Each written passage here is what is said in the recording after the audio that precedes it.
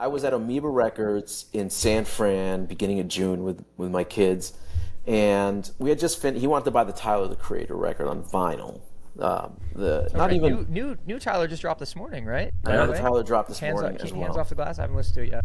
Yeah, I haven't either. So we went in, bought the vinyl, and at the desk there were buttons.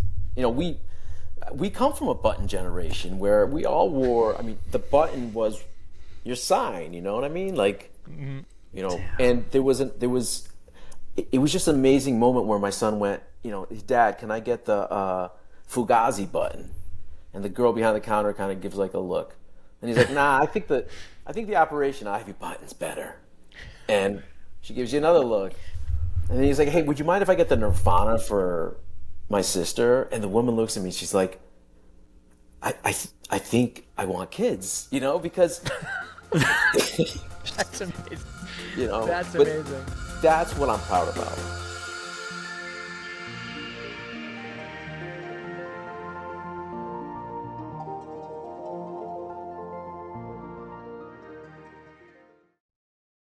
We're back. Hip replacement, episode number 19.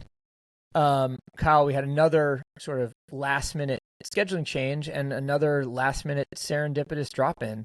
Oh boy. We're joined by Jeff Carvalho, the Friend of the proprietor show. of the Selectism newsletter, which everybody should check out and subscribe to. Thank you, Ben. Co-founder of High Snobiety, the digital media company, and now multi-platform lifestyle brand, and a professor at the Istituto Maragoni in Miami. Very proper, Ben. The U.S. outpost of the fashion school, the Italian fashion school. Right. Jeff, welcome. Thanks for having me, guys. It's and also super serendipitous that this all kind of came together, which is nice. Jeff wandered into my house for coffee this morning, and I was like, "Hey, I did. Hey, you want to got an do? opening Oh on wow, the that was pod. like talk about literal serendipity. It was just like meant to be, just an serendipity. extended stay. Well, I have to say, I have to say, Ben and I had made plans last night, and you know, Ben's not a guy to modify many plans. If he has to modify it, means that, you know, he really has to modify. But I told Ben I'd be at his house at 8 a.m. And made the mistake of going out, and right before going to bed, sent Ben a text, but saying, "Come on, bud, I'm going to need an extra hour and a half," and he kindly obliged, which was nice. And this is what. Yeah, I was like, this is what happens. That's sort of like the karma looping around of like, had to do a little later. Now you have to be on a podcast. Wow. Yeah. I can't believe you brought up Karma Loop. That's so wild. There we go. Whoa.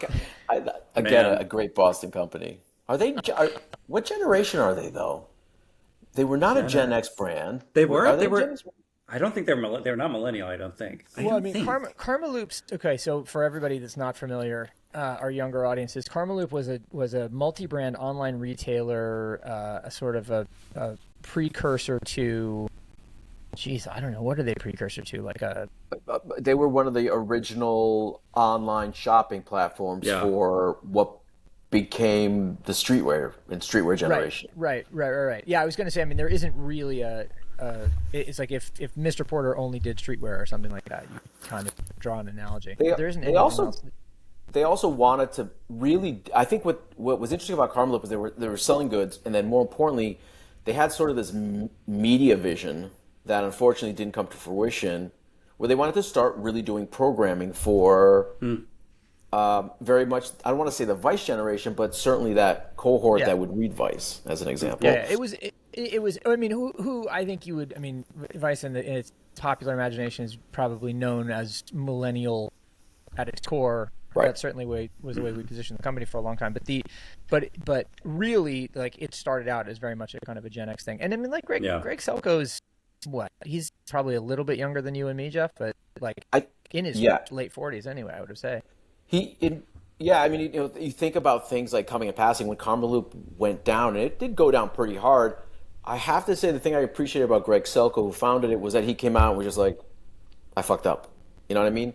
And quite frankly, he's gone on to do bigger and better. You know, he's running an e-gaming company now, I think, if I'm not mistaken, or a team. Wow. I also, you know, you talk about, when I think in my head of Karma Loop, I really think of this like Fall Out Boy generation a little bit, So if I interesting. can. The Fall Out Boy generation. Yeah, like this, men wearing women's skinny stretch jeans. Right. Yeah. Boys combing their hair emotionally to the left or right, and Emotionally combing. that was to me, I wasn't saying that that's the Karma Loop generation, but that was the moment I think of when I think about. That's so funny because to me it's much more Crooks and Castles, all over print. Sure, it was all there too, New Era caps and all of that sort of stuff. Fascinating. All right. Well, anyway, who'd have thought we'd go on to Karma Loop generation? But there you go, Kyle. Or to get I got a little bit of education, which all to me makes me think it was more of a Gen X thing than millennial. Okay. All right. Like that is possible. Or We Gen X designed for millennial audiences. I think that's exactly what it was. Exactly what it was. Right.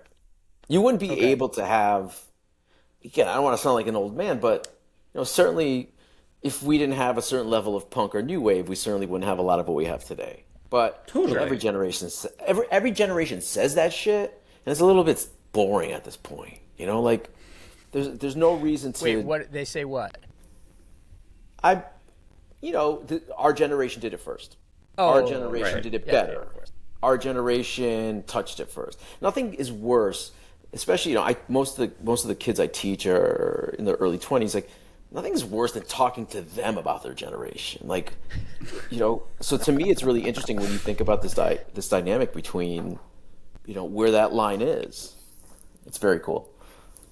Well, I mean, it is remarkable to think about talking to a generation in progress about what's it's experiencing as novel and. Trying to convince it that it is not novel at all.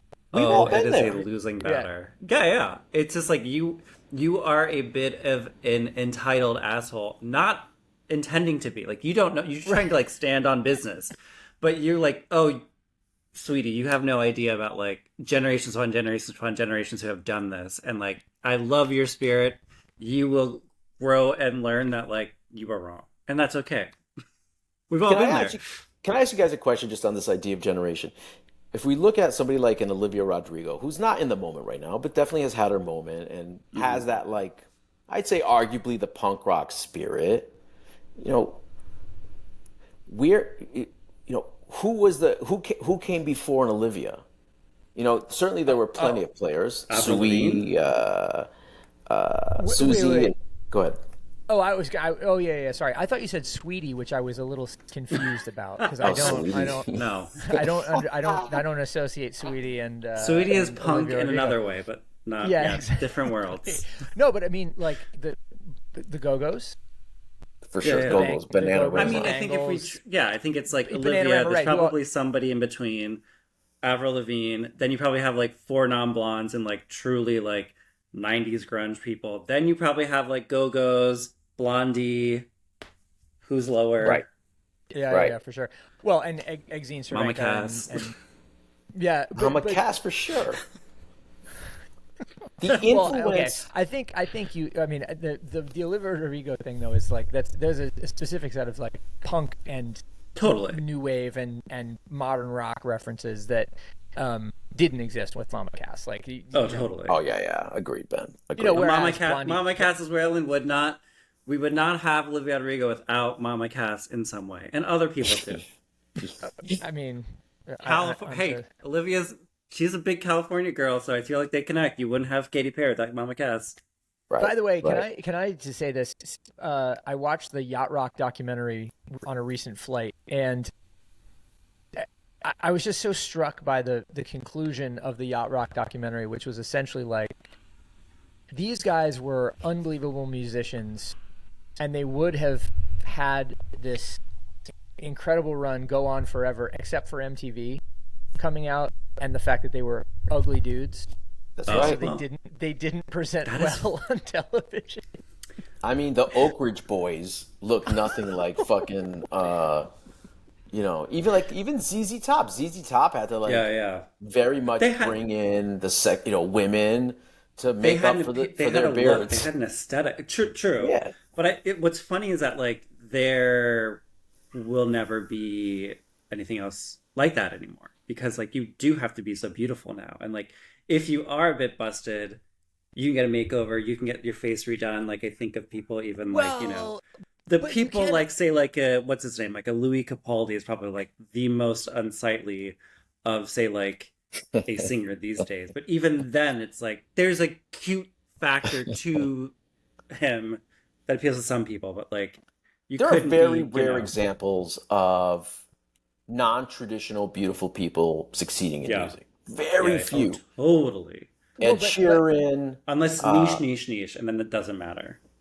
Right. But you, I don't know. The thing I was going to say was you can lean into anonymity in a way that is powerful also. You know, you like on the one hand, Hester from Wet Leg, right, who has sort of erased herself from the public view, except during live shows. But and then Deadmau5 and, you know, whomever these sort of masks. That's true. Pickle. Do you know the DJ Pickle? Yeah. I'm not surprised. Oh my God. That's not a real DJ. So it is a real DJ. No, it's a real. Dude, there's some pretty amazing. You know, there's some pretty amazing DJ names out there. But yeah, like, you know, the anonymity is he's playing rare. Seafood Boiler Room sometime soon. Yeah, exactly. Made up.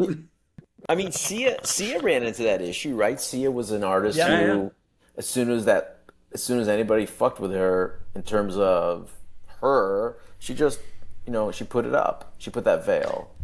Yeah. And arguably, when she took that veil off, things went a bit south. Like, I feel like if she kept that wig on, she probably would still be going really strong. But I think, you know, there probably is a bit of that ego when you take the mask and the wig off. The same thing happened with the streamer Dream. Once he took that like mask off, people were like, I don't want to see that. And then he was like, no, I am beautiful. And people were like, you're not. And like that, there was a whole change in his world. Anyway, there's a great article like that. Is it in New York Times this weekend about how podcasting has gone video? And you know, I come from radio, so I never had to show my face. And here we are, right? More than ever. But you know, to the point you made, Kyle, you're right. You can't, unless you stay underground, like you've got to do a lot to be seen these days. And that is something that wasn't necessarily, I guess it was necessary, but not at the clip that it is today. Like if you had the MTV generation, you made the video that basically covered all your marketing bases for a while. Mm-hmm. Now, I mean, quite frankly, I don't remember the last time I saw a video, but I've certainly seen a 20-second clip.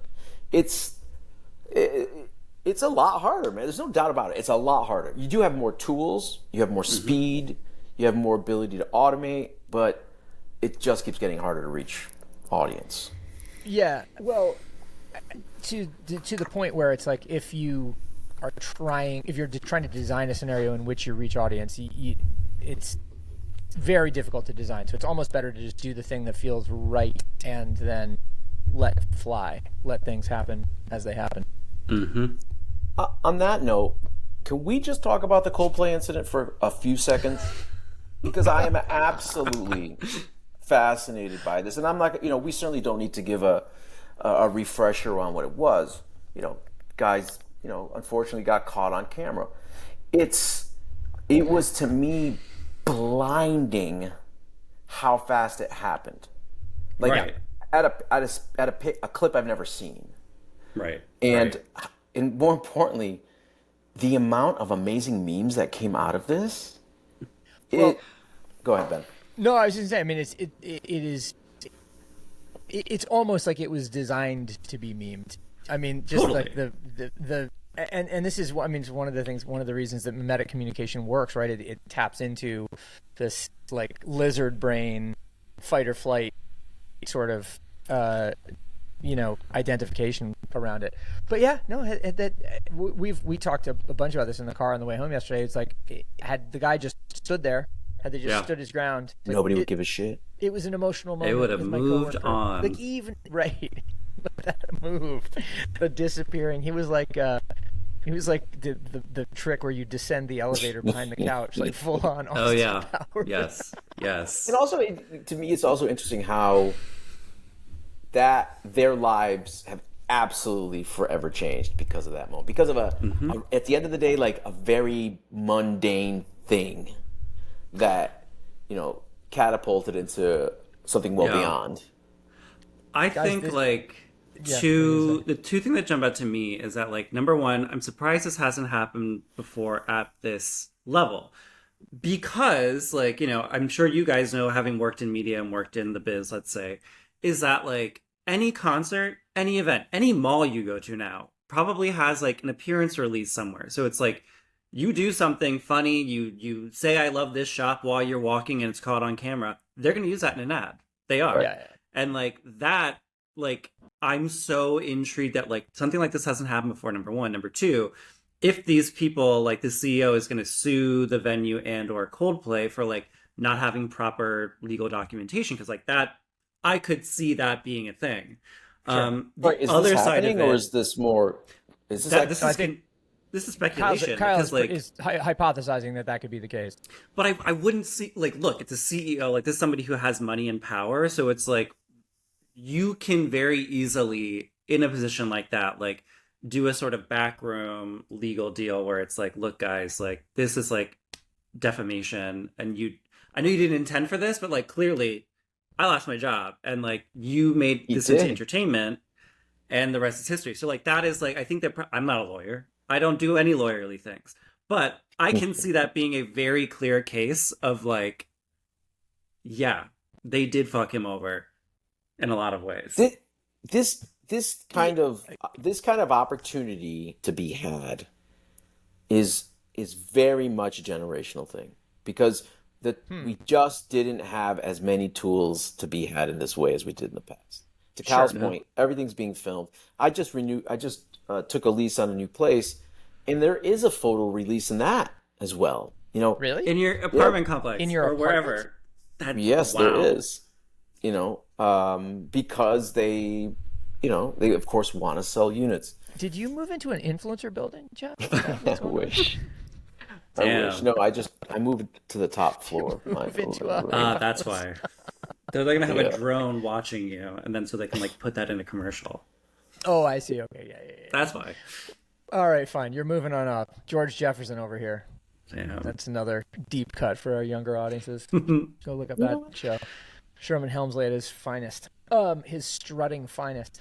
All right. Well, so I think, though, the CEO story comes back to that whole podcasting thing that you talked about a second ago, Jeff, which is this big story in the New York Times about how the question is, who is watching all these podcasts, and it poses the question at greater length, which is essentially like, if the Theo Vaughns and Joe Rogans and Alex Coopers of the world are recording on video and are increasingly focusing their attention around video production quality and video output, is what kind of medium is podcasting? Is podcasting an audio medium, etc.? My view of it is that it's a corollary to the whole idea of us constantly being surveilled, which is essentially just, we now live with an expectation that there is sound output, that there is video output, that there is some sort of transcript, etc. output, and that if we look for it, we can find it. So surely it must be out there. So I just want to access it however I feel like accessing it. I don't know. To me, it doesn't seem much more simple than that. But I think it is ironic that it's a video format that's not intended to be watched, right. And this is really the thing that spins people who have in the past have been built for purpose out of their heads, right? But the things that are never built, the things that are built for purpose that get rehabbed, I think, are the most interesting things. How we sort of hack what we have. IKEA clearly being the biggest example of that. And what do you mean? Talk about that. More than ever, I think that you can go in, make modifications, change things, and it's part of a cultural. It's part of the culture in that sense. Mm-hmm. No, we didn't. To me, it's almost. Wait, you can make modifications to IKEA? Because that to me means like a table that's crooked. No. It's like a whole culture, which I think. Look, I'm sure a ton of people have been doing this for a long time, but I would say probably like millennials really like made it into what it is that like there's a whole economy literally paid in not paid, of like you can buy an IKEA bookshelf or like 3 IKEA bookshelves and then buy this one piece of wood from IKEA or wherever, and then like you can modify it. So then it doesn't look like IKEA. It looks like a unique thing that is like not from there. Like maybe it's like, because a really good example is like you buy 3, I don't know, Blarm bookshelves, I'm making that up, that are like low. And then you add this like thing on top, this like marble slab on top, and it looks like a really expensive thing. And like it's almost seamless. Like we did that in our old apartment. It was like no one could tell. People were like, where did you get this like 20-foot long bookshelf? I'm like, these are 10 IKEA bookshelves back to back. Right. It costs like $40. They're essentially known as IKEA hacks, which is not different than like Generation X, like, you know, fucking around things, but more than ever, like now you can find the thing I find cool about that, and also I guess in a sense like 3D printing, where you can duplicate things, is you can now share that duplication in some ways, right? Yeah. It's like, not if you discover an interesting way of putting 2 pieces of IKEA furniture together that becomes something amazing, you can put it out there immediately. In fact, more than ever, I feel like I'm constantly hunting for a hack for something. Sure. You know, something's missing. But that is I think that is very much a millennial thing. I remember not too long ago having a conversation with Virgil and the creative director at IKEA, and he was talking about how more than ever the, you know, interiors of course are so important, but the ability to go in and be able to get something off the shelf and kind of fill a room versus being able to go find something and modify it. There's kind of 2 different people there. There's 2 different people. There's somebody that well, I mean, go ahead. As exemplified by the fact that you two are deep in the IKEA hack game, and I never even heard about it until this conversation. To be fair, you know, we're talking about furniture that has quite a short shelf life once it is moved, right? These pieces. Yeah, the Billy bookshelf doesn't travel. No. So as an example, I have what's the record boxes called? What's the shelves that you can fit 12-inch records into? That's the Billy. That's this one. Okay. Kallax. I can't believe I know this. Probably the most famous. You can fit like thousands of records on a Kallax for nothing. And I have no idea where the hell I was going with that. We were talking about IKEA. Well, if you try to move that piece, it doesn't have the structural integrity to move. My turntables, Ben, next time you come up, are essentially on a Kallax with 4 legs that are meant for. On top of that, I use 4 sofa legs, and then, as Kyle said, I have a larger tabletop that sits on that. And damn, it cost me what? It cost me nothing to put it together. Right. So this is technically an IKEA hack. These are 2 of those bookshelves stacked on top of each other and like screwed together. See, folks, and this is why we watch video podcasts. This is why you watch a podcast. See what's going on in the background. Hilarious. Oh my God. So Jeff, that actually, you're saying something about 3D printing reminds me of a story in a sort of a weird way that Kyle put forward, which is around wavy shoes, because I was just looking at the Adidas Climacool, the first essentially like production level mass produced 3D printed shoes, which I think look pretty interesting, and I'm keen to check out. They remind me in a way of things like the Nike's Zvezdochka, the shoe that Mark Newsom did in 2004 or whatever it was. Wow. But it also has this corollary in what Kyle has been calling wavy shoes, which is like the Salehe Bembury Crocs, the Pollux Crocs, and then the new Camper Issey Miyake shoes, which look like weird foldy ninja garbage bag shoes, and yet are awesome somehow. I saw them this weekend. This whole thing is just like reminds me. They are items that don't fit into a heritage conception of what shoes ought to look like, or what sneakers ought to be, or what designer should be. And we're kind of getting into this ocean, and Virgil used to allude to this a lot, like, or at least exemplify it, like where anything can be anything. right? Like, Right. but what do we lose by having I think those this is all things? futurist stuff. One of the most amazing, again, one of the great things about visiting New York, especially if you have friends in the world of style and fashion, is that you get turned on to a lot of new designers. And certainly more than ever, the look is very forward. It's something else. It's going outside of that traditional silhouette. You're very right in saying Virgil. I mean, Virgil essentially did flip that game by essentially flipping the tongue on a sneaker as an example. Yeah. Now we can do a lot. One of the coolest things about the camper is that it's essentially foldable. It's flat packable. It's very functional. It's very expensive. It's about 400, I think 450 a pair, if I'm not mistaken. For what's essentially something that's very similar to a ballerina sticker. I love it. I think it's high design. And there is a generation that wants that. Look, Ben, walk around downtown, and all I see is there is no dispute that there is a market for this, and that some people who may or may not be on this call can pull that stuff off. But it's probably, I mean, it's a piece of art.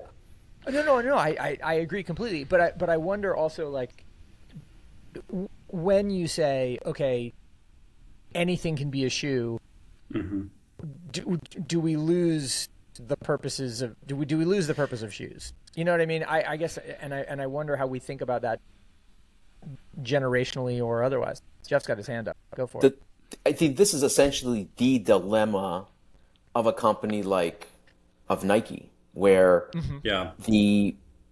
it's an absolute that function comes first for the athlete and design as a secondary. Now they changed that, I think, when they started to lose a lot of business to Adi pre-COVID, where they didn't embrace fashion designers as hard. But that is the dilemma. Is this shoe functional? I think it is. Sorry, Kyle, go ahead. Well, I was going to say is that, like, no, I totally agree with that. And, like, I think a lot of this is in response, obviously, to technology thing. The 3D printed thing is a big sort of input as well. But, like, even more so is the input of social media. And I think it's really a response to, like, Gen Z and, like, the sort of machine of drop culture or post-drop culture now, where it's like, okay, you have these sort of, like, you know, these shoes, you have sort of like Crocs stepping into the streetwear space and sort of making these like really wild streetwear Crocs. I mean, they're what they are. Yeah. And like you have things like the sneaker loafer, the snowfer, like that's the same sort of thing. Like you're having this sort of like mashup items that are a response to the internet and sort of like playing upon like that being the culture or that novelty of this sort of like newness. And like you're not going to play basketball in your like, you know, your New Balance snowfers, but like somebody could, and they probably will, because that's the whole point of it. Well, yeah, somebody will definitely do it for the gram. Yeah. Totally. But like, it's but you bring up Jeff, you brought up a really good point, is that like, you know, a lot of this I think has to do with like that Nike and the old standbys, their lunch is getting eaten. Like Crocs can become Nikes, but Nike can't become Crocs. And like that is, I think, what's the issue. I understand what you're saying. Exactly. Yeah. Like, I think that's sort of like becoming the issue now, is that like the things that were maybe a bit too squishy, or not too squishy, like a Crocs, nobody cared. But now people care because like it's evolved in a way that is really interesting. Versus Nike, like Nike, it seems, and I think they're going through that now with like their sales being so down, is that like it's really hard for them to sort of innovate and sort of do something new, because like we've seen it all from you, and now you look like you're just copying. I would assume that's why it's happening. They need innovation. They're short on innovation right now. They have to fix that, and they're an innovation company. 3D printing is interesting. Back to Climate Cool for a second. I actually do have a pair of them, and I do. And I, just to give background for those not familiar, the Adidas Climate Cool, I believe, is a fully 3D printed sneaker. Yeah. The new not the first time they did this. They did Futurecraft, which was a 4D printed shoe, probably 8 years ago, where they, you know, really started. I don't know what the term is, but they really started to sort of interweave the 3D compound that allows the shoe to be built and be squishy. So Climate Cool, to me, that's what's really different than the first, say, Futurecraft stuff, which was pretty rigid. You couldn't. I mean, it was wearable, but it was rigid. Now we're at a place where you can put it on. Now, in terms of wearability and generational, I think I kind of look a little bit silly in them as a grown man. But, my son swears that I need to wear this pair every day. Because Wait, are these shoes actually functional though? Like, or Yes. are they more of an So they're meant to be like, I'm gonna athlete in this versus like I'm gonna be cool in it. if you enjoy a sockless sneaker, Right. if you enjoy sort of the smart. breathable, it's a very breathable type of sneaker in that sense. I mean, you do have to wear a sock if you're clearly running in them, but there is something interesting about it. But I think to Kyle's point, like you could run in them. Yeah, I think they're functional. I think they're made to be running. Yeah. Okay. Okay. Pretty sure. Well, I'll run I in them- want you I'll to run run in them because I next feel like week the and let you guys know. other the twin of this is like the on like sprayed on shoe where like they really want you to run in that. And like I'm sure people are not going to run in it, but like that whole selling point is like it's molded to your foot, like you're going to hit the ground better. It's like, oh, okay, dude, sure. The interesting thing is that the wavy shoe game that you're talking about, which I think was what predated it would be what we call the ugly shoe era when Balenciaga Totally. got fat, right? Totally. So everything, we went from being very strict to a silhouette, various silhouettes, to all of a sudden being able to mushroom it and build this waviness. I think we were talking about it earlier with our producer, but the Mischief wavy van is an example of that as well. Sure. There's also a guy in Japan that's been doing it forever, and my God, I forgot his name right now. Yeah. Matsuhiro, the guy with the melted shoes. The melted, Yes, they're yes. melted shoes. Extremely niche, very much for what I would call the Rick Owens generation. Right. But now it's being well embraced beyond that. Yeah. It's Mihara. Mihara. I have a pair and I love them, by the way. Really? Oh, they're so clunky and heavy. Like they're not very wearable, but they look great. Yeah, They really I do. would struggle. Ben, as a throwback, I think I have an NFT pair that he made. Yeah. Yeah. Wow. Jeff brings not only 3D printing but web 3D printing. The best. Damn. Have you guys not Holy 3D moly. printed anything, or it's incredible what you can do, Yeah, I totally agree. I totally But agree. how many people I have mean, I that think time? this is the thing that is going to be interesting, and you see this, and not to turn this into the shoe blog, which is what Jeff and I often do, but it's like the when you think of companies like Factory Lab out of LA who have vertically integrated production and can go, all right, what's your idea for this thing? I'm going to make it in a small run on demand, and you'll have the ability to go to market with a new product. I think it's so fascinating because it will provide all of these interesting opportunities for kids like series producer Campbell, or my daughter's boyfriend has a resale business now where he sells vintage Japanese designer. What's to stop him from going, oh, this particular style from number 99 in 2000 isn't available anymore, so I'm just going to make a new one. Yeah. Hold on a second. He's into number 99? Really? Yeah. Wow. Yeah. I find Damn. that so fascinating. The 16-year-olds, man, they've with the history of the world at their fingertips, they're going to find their way to some interesting stuff. Is that, sorry, I don't know I'm sorry if you can hear that beeping. I apologize. It's okay. It is to me so interesting. And Kyle, I'd love to get your perspective on it too, where we are at a point, or at least I feel like I'm at a point in my life where that 20-year window of something becoming vintage has now happened almost 3 times for me. Where you are now, Right. I'm starting to lap myself a little bit with the point that Ben made around number 99 or any of these like niche cultist Japanese brands, where I think it's so cool that generation is digging deep and digging hard into it. That to me gives me confidence. Yeah. I mean, I well, you must see. Sorry to cut you off, Kyle, but you must see it with your kids too, Jeff. Like who are younger and are very much Gen Alpha, right? And I would say that mine are in Miami and have a completely different vision of what yeah. reality is. Sure. True. But the one thing that, in terms of kids, I will say this, and Ben, I know you absolutely have done this with yours as well, but the exposure part of it, of that growing up phase where you let your kid, son or daughter, listen to the music they want, explore essentially their world, but feeding them in a bit of, what the three of us would consider, very premium music, high end, brain thinking stuff.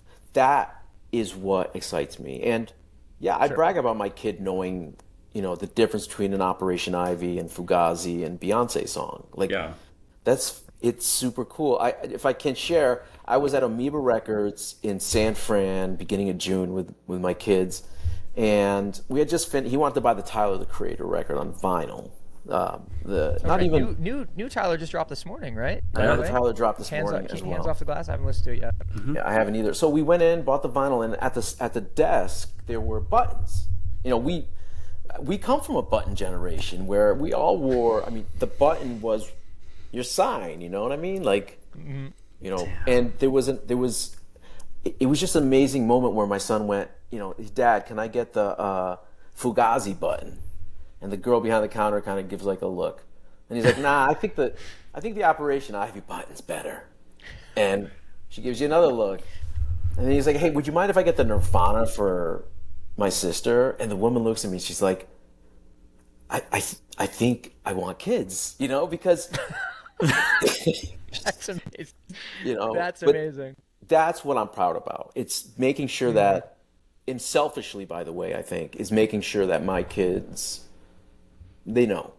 Because that's the thing that you get from New York growing up, quite frankly. Mm-hmm. Yeah. You don't get when you leave. So you're saying that the new baby boom is one back issue of Alternative Press away from. Oh my God, Kyle! This reminds me of a story that you brought up, which is around gentle parenting and potentially the sort of rise of and backlash to gentle parenting. Can you just let it turn us on to that? Because I think that one might have missed me, and who knows, Jeff might be into some version of it right now. Okay, fair. Actually, I'll be intrigued to get your take if you're buying into this, Jeff, because I definitely do know Gen X parents who are in a similar sort of like gentle parenting space, but like gentle parenting, the idea, if you aren't familiar, is this idea of, not reprimanding your kid, letting your kid sort of lead, do whatever they want, and sort of like never losing your cool with them. It's really sort of like born of the millennial counterbalancing to how their parents, who were boomers or maybe silent generation, raised them, which was always reprimanding, spanking, that sort of stuff. So this is the exact opposite of that. Now, in the past sort of like year, and recently there was a CBC story about this, which is what I was telling you. In the past year, there have been a lot of stories about how parents now are sort of abandoning it because it's becoming too cumbersome. It's just really, you're doing a lot of labor and getting not a lot in return. You just have like a bratty kid who walks all over you and you are tired of it. And a lot of parents just putting their foot down and they're, maybe they're starting to yell, maybe they're starting to spank. They're doing things where like, your action as a child now has repercussions.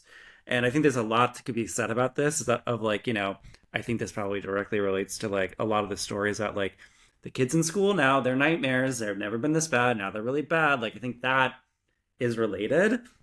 And I think I'm not surprised that like millennials tried to do something right and like good on them for doing it, but then ultimately it didn't work. And I think a lot of them are sort of rolling it back and being like, I invented a monster and like I'm going to let them walk all over me for the rest of my life, or I put my foot down now. And I think a lot of putting their foot down, and good for them, I think. I'm not a parent though, so what do we think, parents? God, I have so much to say. Say it. Yeah, I mean, go off, Jeff. I feel like I have run the gauntlet already, and my kids are, fully formed enough that my opinion here is a little immaterial. Kyle, I would say that I fall into what people would call, and I'm so happy to hear this term, gentle parenting, because I was always told, people would use other pejoratives to explain it, but it's incredible, but to me, I do let my kids. I chose that path from two friends that allow their kids a lot of freedom. And I have found that my son and daughter, because they have a lot of freedom to run around, as you say, where other parents would likely not allow it. I know that my parents, their grandparents can't handle it for sure. But I have found that one of the big benefits is that my daughter and son are very close because of it. And not just close like in a sitting down, reading a book kind of way, but like just active together. And there's a little bit of especially with my son who is 10, if I say to him, hey, I'm going to run into that cafe to get a coffee, watch your sister, he actually goes into another place, which I think is cool. He'll still do crazy shit. Like, dude, we went to this village in fucking Portugal called Obada, and, there's a fucking medieval wall with no railing. So, of course, I'm scared of heights. I get to the top of this thing. I'm like, fuck this. I got to get off of it. And my kids fuck with me. They, like, run across the wall, So there's a generation, I think now, at least my kids, I feel like what the outcome of that is that they're much more adventurous. I think that they're a little bit more risk takers, and we're okay with that as parents on our side. Our kids have had stitches and all that. A lot of the parents are much more preventative. Sure. But it does take a toll. It takes a toll, and then the question is, how do you counter that toll? Because, quite frankly, yelling and spanking, I'll be honest, like, I don't necessarily think spanking scares the shit out of your kid, but it may not necessarily he may not get to the root of why he's getting smacked, because that's my take. Ben, I'd love to hear yours because your kids are amazing. I mean, also super cool. I like to I like to think that we gave the kids a healthy sense of what was appropriate and inappropriate, but it is less about like a strict behavior and more about a sense of yourself in the wider world. Like you should be polite and well-mannered because the world will react better to you if you are. You should have I have a huge issue with people and spatial awareness in public spaces. Voice or less so voice, but more so like watch where you're going. Think about people moving around you and stay out of their way and expect them to stay out of your way. It's just like really simple stuff like that. So I think we tried to emphasize that, and that was probably like where the kids got yelled at. They got yelled at for saying, and yelled is maybe too strong a word, but like they how you doing? Ben, I really don't think you yelled. You're not doing good. Nobody's doing good. You're doing well. You're fine. You're firm. No. But what I'm saying is like, I want you to be well spoken. I want you to present yourself well. I want you to be considerate of other people in the world. And then, if you can do that and still go a little nuts and have fun, like I'm yeah. Where does that leave me? How about you, Kyle? How were you raised? Yeah. Oh, my parents are I was like super strict Catholic, Me military, too. Puerto Rican. Like I had like any direction coming in of like we're gonna be strict. It was strict. Ironically, like my mother is a lot more like free form now and much more loose. But like growing up, it was whoo. But we survived. I would say that like I think like everything you're saying, Ben, like is great, and I think like that is like that firmness is what I think a lot of millennials and probably like Gen Z parents are lacking, because I think like Jeff, you also like everything you're saying sounds like perfect and sounds like really grounded as well. But I think a lot of these young people, and like I've seen it in my friends, that like you're in a situation where you have like a 3, 4, 5-year-old just fucking screaming and like kicking you, the guest, at their house, and like no one is saying anything, to the point where I have to be like, pull this kid aside and be like, can you shut the fuck up and like behave? And like that is when it becomes a problem. That's when it's like, okay, like right, there have to be some sort of rules. There have to be some sort of like decorum. I think like that's the sort of difference. That's like, well, we don't want to harm the child or whoever, so we're not going to say it. It's the same thing with dogs too. Like friends with dogs like run fucking everywhere, and it's like, grab that fucking thing. I'm sorry, I don't want it jumping on me. Like do it. So it's like, That's me, This though. is I look, know that's also why I no, don't have kids, because like I would turn into my father and like kick the shit out of a child, and I would go to jail. So that's why I don't have kids. I doubt that Kyle, in as much you as I will get think a little everybody better. modulates. Yeah, You go. you figured it I don't out. know if you But watched that Last of Us episode. I think though that the thing that's so interesting about this is that where it is at the heart, like that permissiveness and people, generations, whomever, groups, cultures, whomever, being overly permissive, being not permissive enough is at the heart of what we are experiencing in the zeitgeist generally around a return to conservatism, quote unquote, or the make anything what it was previously again. Is this notion of like people have gotten out of control and we have to return normalcy to it. Now, the fact that normalcy is presented as some sort of like hegemonic truth is ridiculous and just like ignores reality, but it also is, you understand it. It's like, why do people like populists? Because it channels a nerve that says there is a right way to do things, so we're going to do it that way. But there's like totally, and like the difference I think with a lot of say the younger parents is like, instead of like to Jeffrey, exactly what you said, like instead of realizing, oh, I'm going to evolve this and like learn and grow from like how I was parenting or how I was parented and doing that better, it's to like throw that all out the window and just reinvent it, and like it doesn't work.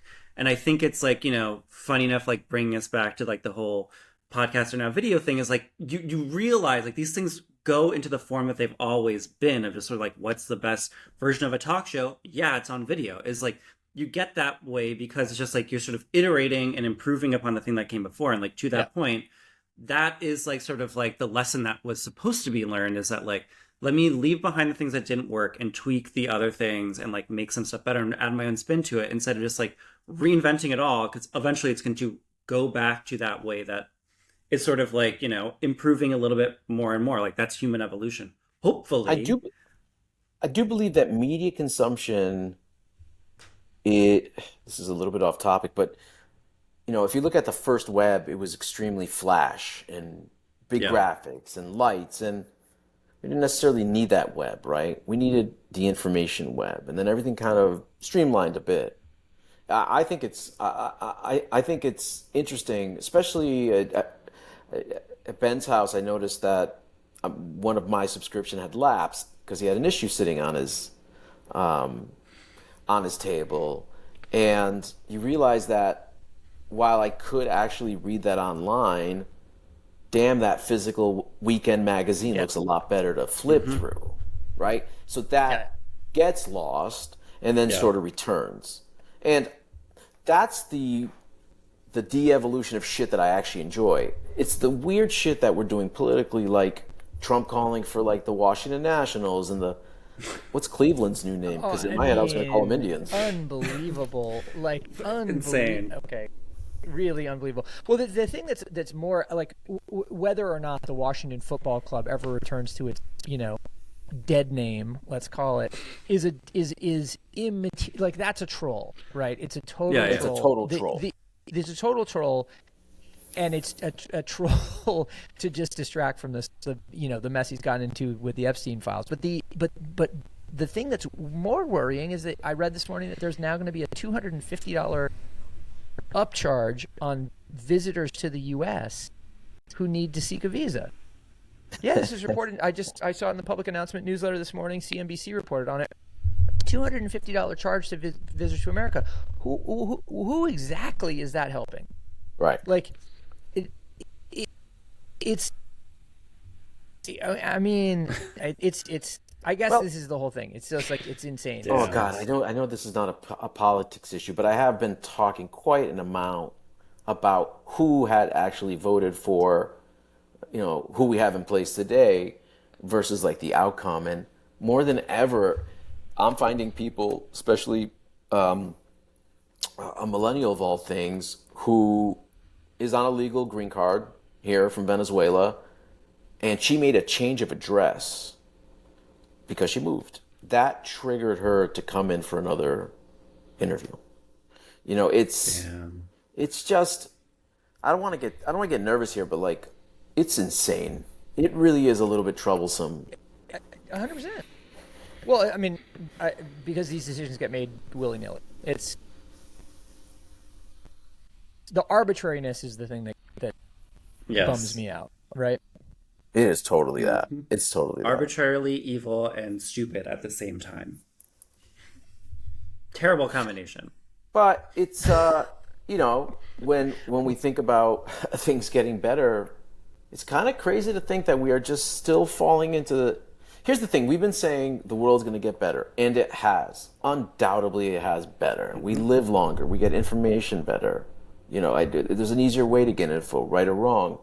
But we always still have some weird decline constantly, where we go back.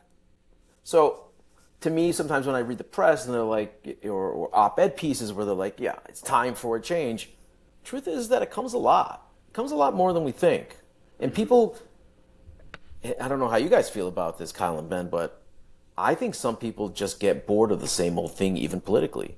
Even if it is, Yeah, of course. even if it is right or, you know, right and correct. Well, I think the issue is like, I think this sort of relates to, you know, the shoe. It relates exactly to the shoe thing. Is that like people, because of social media and because it's just sort of like, I have to be on camera, like the podcast thing, is that everything now is entertainment. Everything can become boring and just like whatever. And like, because of that, it's like everything from the entertainment to the shoes to politics now is just sort of like trying to play this entertainment game because people aren't actually, you know, civically engaged or just like, you know, invested in their communities and in what they're wearing and like what they're eating and whatever. They just want this sort of novel hit now. So everything becomes entertainment and then everything suffers as a result. Like that is 100% what's happening.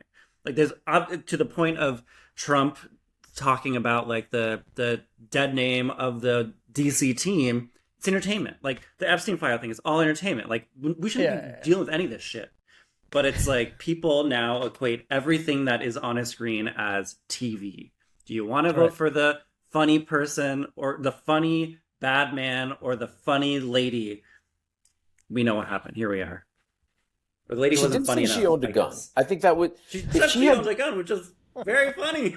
If she leaned in more to that, she could have got more. She could have got more people. Anyway, that's a whole nother day for another story. Yeah, that is a whole nother day. All right. Well, listen, we have come to the end of the episode.